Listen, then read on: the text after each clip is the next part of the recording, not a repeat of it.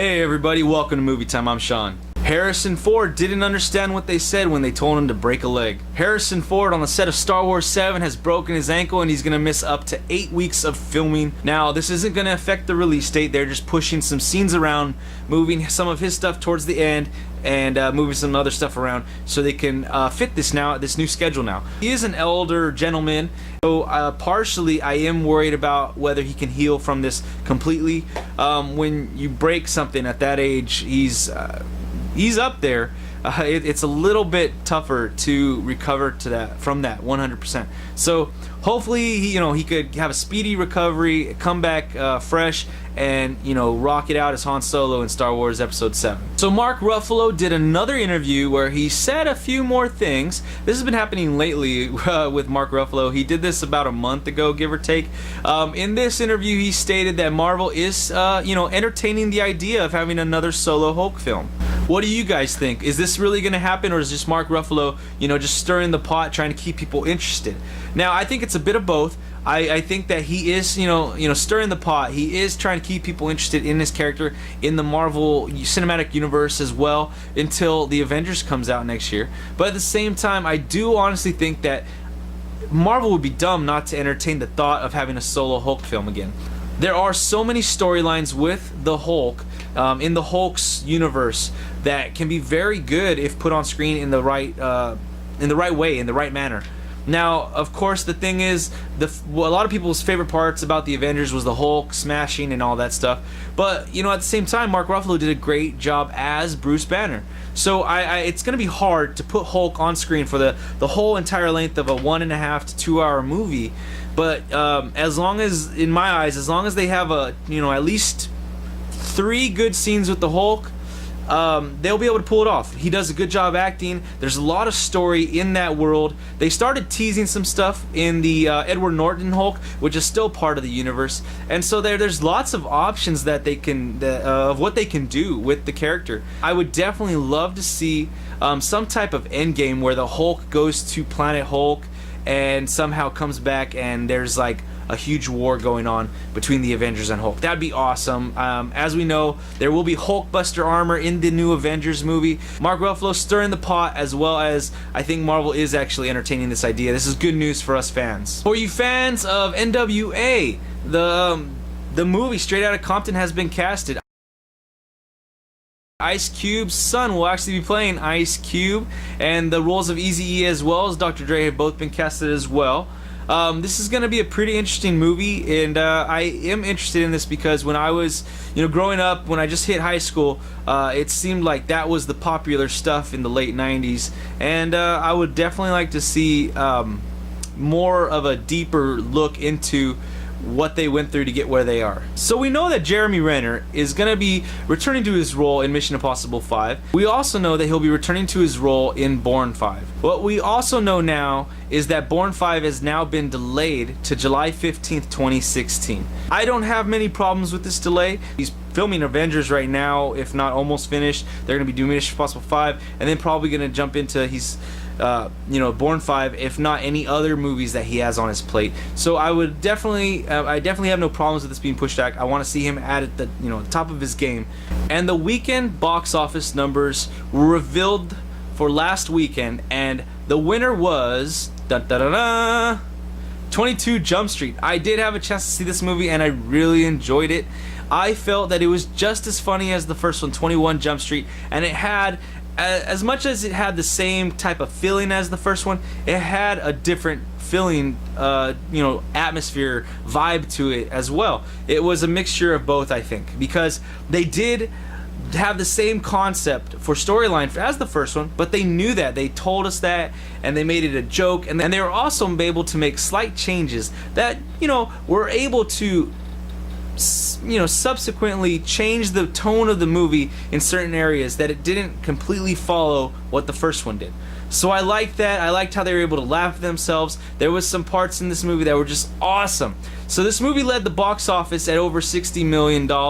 Last week's winner, The Fault in Our Stars, which was number 1 at I think it was 40 million or more, it went down all the way to number 5 at I think about 15 million. So that's a big drop, really big drop. Edge of Tomorrow actually was able to jump past it, and it was in the 4 spot. So I'm really happy about that, because Edge of Tomorrow is a really good movie. I saw that one for the second time this past weekend, and I really enjoyed it again as well. It was a good movie. So the box office corrected from the direction it went last week. Now, it's not a bad direction. It was a different direction, and now it's back on what you kind of expected. A lot of people did expect as well, though, How to Train Your Dragon 2 to kind of be ahead of 22 Jump Street, because not only is it a lower rating, it's also a CGI. It's available for a broader audience, so you'd figure that it would get a higher amount of money. It did, I think, pass 50 million. 22 Jump Street hit 60 million. I mean, you can't complain. Good numbers. It was a good weekend in movies. All right, guys, there was 3 trailers that came out this week. Let's Be Cops, the Red Band #2 trailer.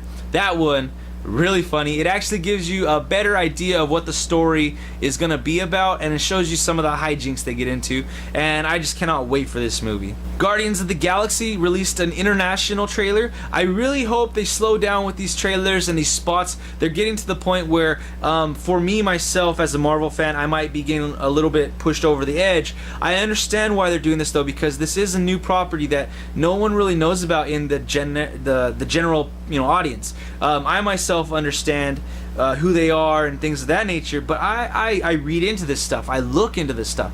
The general audience doesn't really know, so I understand why they're putting all this stuff out there. I hope they slow down a little bit. We got, what, 2 more months till August when it comes out? Actually, a month and a couple weeks. Oh my gosh, it's getting close. So I can't wait for this one. Hopefully they slow down just a little bit. Pump your brakes, yo.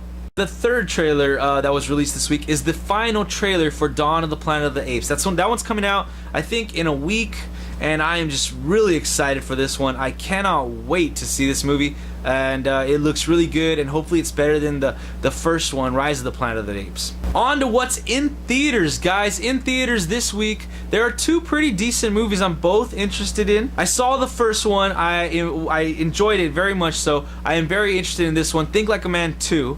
Or 2, T-O-O. It's another one of those titles with the play on words. This one looks interesting. Kevin Hart's been on a tear over the last 2 years. Almost everything he's been making has been making 40-50 million opening weekend in the box office. So this one I'm looking forward to. And the other one is a Clint Eastwood directed movie called Jersey Boys. This one is really interesting to me. I love all the music in there. I remember listening to it when I was younger, and I still know all the words. Well, maybe not all the words, but most of the words. So yeah, I'm really looking forward to Jersey Boys. It looks to have some edge to it. I'm really looking forward to see what that edge is. But in the trailers, they do a good job of saying it's not just flowers and dandelions and balloons and bubbles and stuff. So I'm really interested in Jersey Boys. They both look really good. Think Like a Man 2 as well.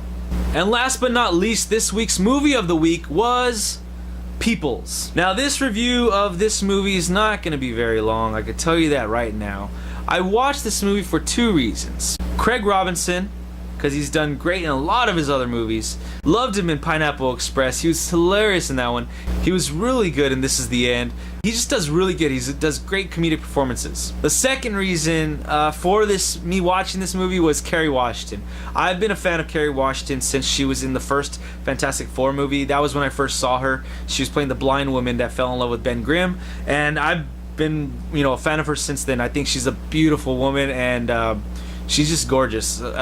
She does a good job of portraying this good feeling on camera. I don't know what it is about her. I just enjoy watching her. So now that I got to that, other than those 2 reasons, there's not much reason to watch this movie. It is a big fail, I think. It's a formula of a movie that we've seen so many different times. We saw it with Ashton Kutcher and Ashton Kutcher. I always mess up his name. And Bernie Mac. We've seen it in Guess Who. We've seen it in Meet the Parents. We've seen this type of formula so many times.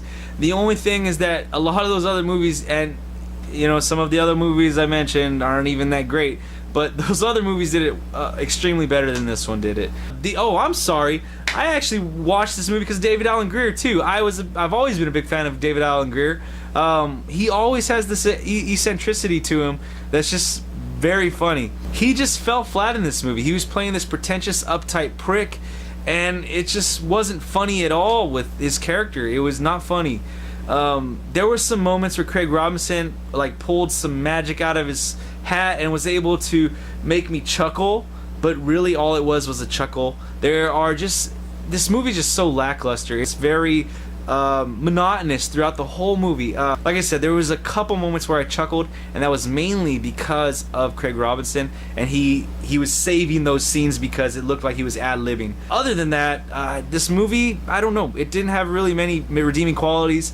I would not recommend you guys going to see this movie. If you really like these kind of Meet the Parents types of movies, Guess Who type movies, then sure, go watch this movie. But in all honesty, please do not watch this movie. Do not lose an hour and a half of your time. I already did that for you guys. So don't go check this one out. It's on Netflix streaming right now, and I was just very disappointed in this one. That's it for Movie Time this week, guys. Remember to click the like, share, subscribe buttons down below. Leave your comments, questions, inquiries, and suggestions for Movie of the Week in the comments sections. Let's have a great conversation this week. We'll see you next time.